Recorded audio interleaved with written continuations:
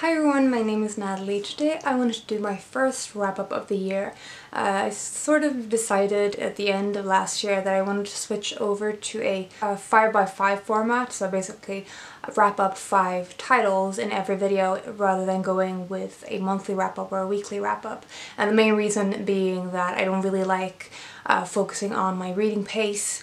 Some months I read very little and others I read much more than I can talk about in one video, and it won't put so much pressure on finishing books in a certain amount of time. It's sort of linked to the fact that I don't have a specific number goal for the books I want to read in 2018.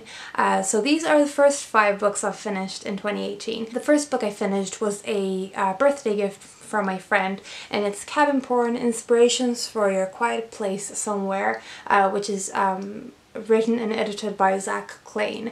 As far as I can tell, this is sort of based on a website that collects photographs of different kinds of homes that people have built in the middle of nature, surrounded by nature. It's cabins, tree houses, just all kinds of houses that are just surrounded by different forests, and some are in the deserts. Mostly this is a photography collection, but there are specific, so the book is sort of divided into sections, like rustic, modern, tree houses, which was definitely my favorite section in the book. And with each section there's a lot of photography and also one specific story where Zach Klein has talked to someone who has built their own house and talks about their own experience and a little bit about the process of building it, as well as the reasons for it. The idea of having kind of a cabin in the woods to be sort of a dream for the future. So I found this a lot of fun to read, and also I really love the photography. So if you're at all wanting something like this in the future, or just interested in sort of the making and building of a house, sort of the actual physical work, then this might be something worth checking out. Next up, I finished 2 books that I had continued on from 2017. First up is The Hobbit by J.R.R. Tolkien, which I started reading on Christmas Day. I had already decided a few weeks before that I wanted to start reading it on Christmas Day. I've read this before, and The Fellowship. I really enjoyed the rereading experience. This is I love Bilbo Baggins as a character. I would say that this is much more focused on adventure and things are happening constantly.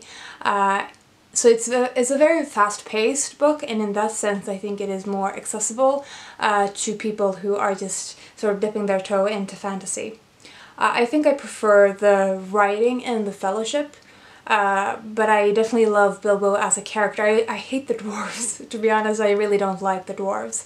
I find their motives to be very questionable, and it's just a little bit hard to get behind a group of people who are just simply sort of spurred on for getting back their gold. But I did really enjoy rereading this, and I look forward to rereading The Fellowship so I can continue on with my Lord of the Rings reading. But yeah, this is definitely a fast-paced and very concise story with a lot of interesting side characters, which I really like in this. But I don't like the dwarves, and the dwarves are obviously a big part of this book. It's worth reading just for Bilbo Baggins, because Bilbo Baggins is one of my favorite fictional characters, and yes, that is all I'm gonna say about this book. Next up, I finished reading a book that I've been reading also since December, and I loved it so much. It is Walt Disney, The Triumph of the American Imagination by Neil Gabler. This book is a gigantic Disney biography, and it follows his entire life story from like his ancestors all the way to his death.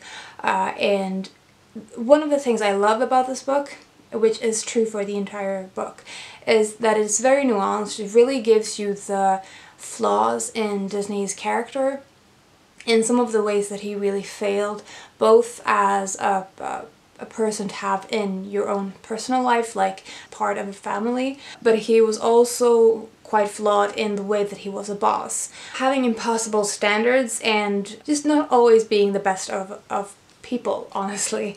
So I really like the fact that Neil Gaiman really goes into his character as a whole and looks at all of the things that he did for animation and art, and even just the idea of the American identity, where he was really influential, and both in his own lifetime and afterwards, and looks at all of the things that he accomplishes and also all of the things that he inspired after him, but also sees the fact that he had a lot of flaws, he had weaknesses, and he was human. And I really love that aspect of this book, that it was so nuanced and really gave you both sides of a complicated person. And also it is very thorough, so even though it is a Walt Disney biography, it's also the story of the company's beginning.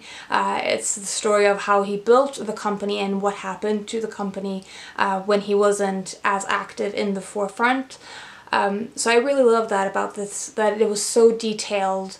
It gives you a lot of detail in the process of making the first few movies, or the building of Disneyland and Disney World. It's very straightforward writing. I listened to this as an audiobook. It definitely works as an audiobook. I annotated quite a lot in this.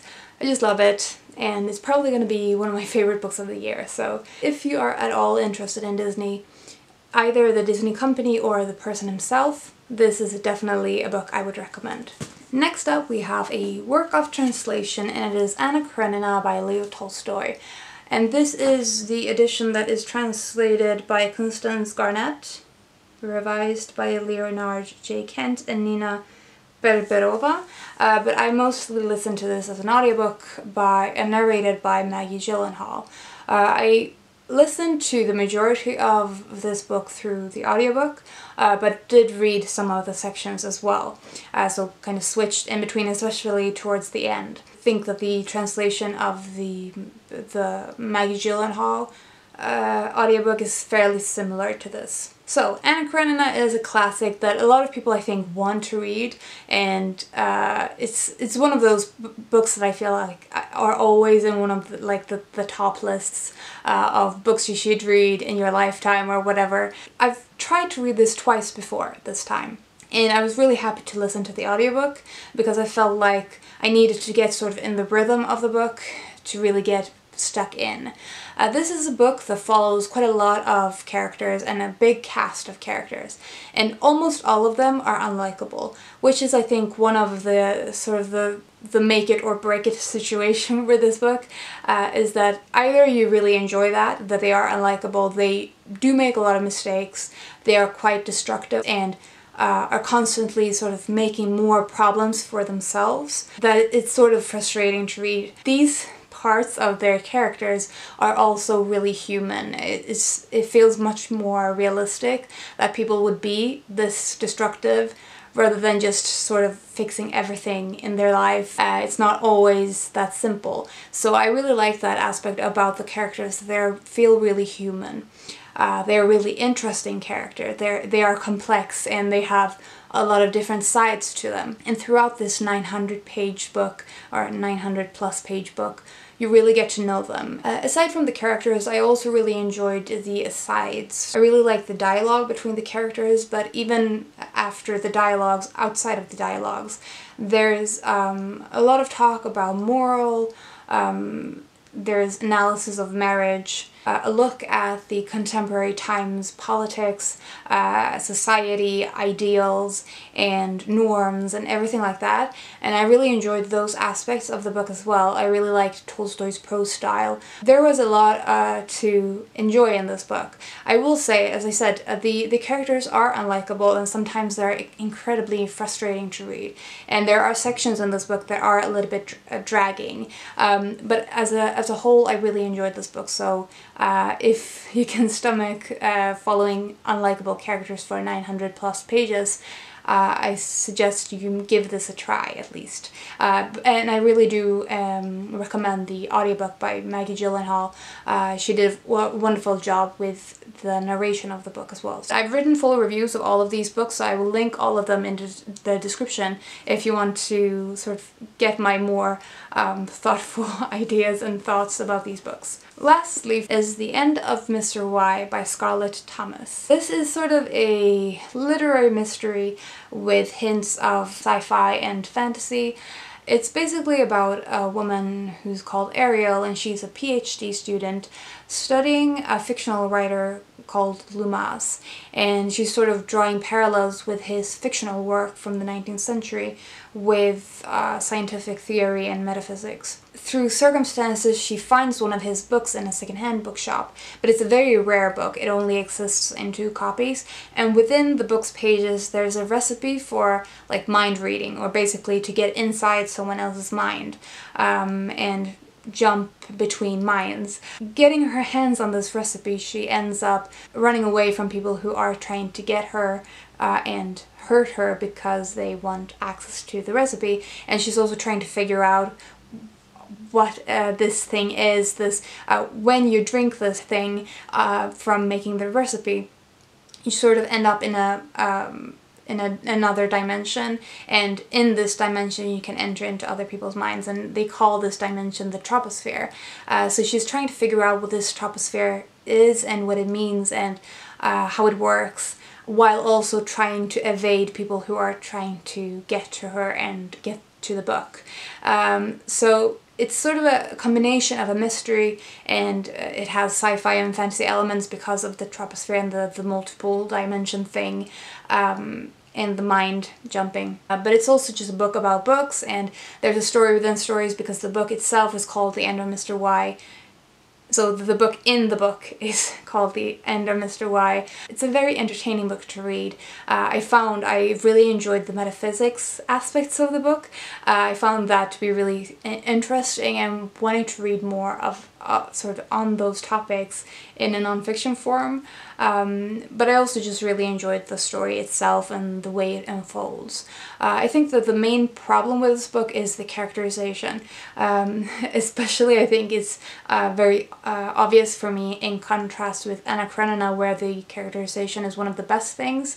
This book has very little characterization, and when it's done quite poorly in my opinion. It's basically Ariel is only becoming a person through her sex life.